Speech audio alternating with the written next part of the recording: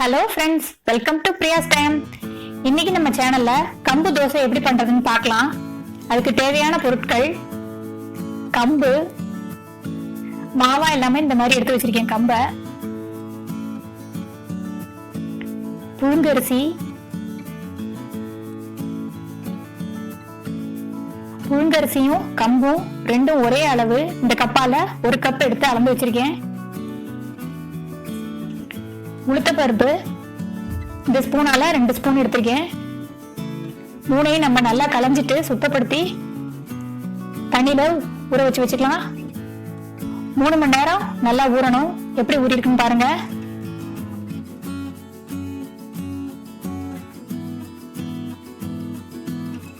இந்த தண்ணியை கொட்டிட வேண்டாம். நம்ம அரைக்கும் போது இதே தண்ணியிலே அரைச்சுக்கலாம்.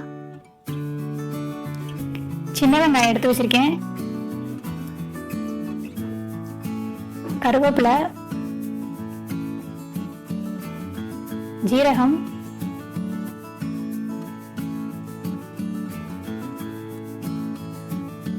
உப்பு,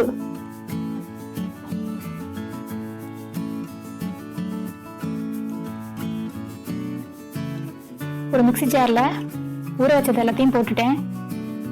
10 சின்ன வெங்காயம் எடுத்திருக்கேன், அதையும் அதோட சேர்த்துக்கலாம். கருவேப்பிலை சிறிது, ஜீரகம் 2 ஸ்பூன் எடுத்து வச்சிருக்கேன், அதையும் போட்டுக்கலாம்.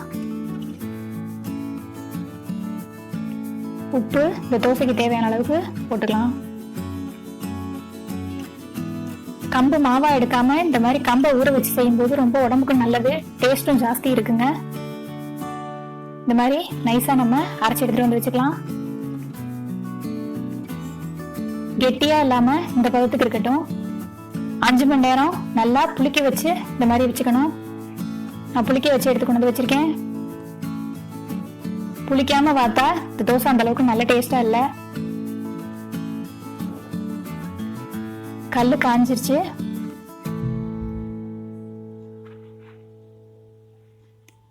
ரெண்டு கரண்டி ஊத்தி நல்லா எடுத்துக்கங்க.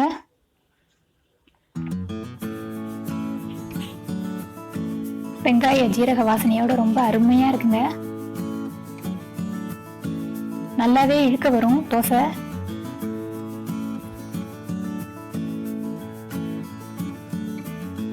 சுத்தி எண்ணெய் விட்டுக்குங்க.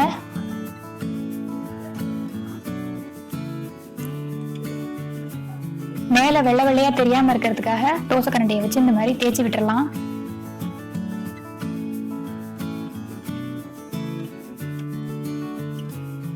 ஒரு பக்கம் நல்லா வெந்துடுச்சு, திருப்பி போட்டுக்கலாம்.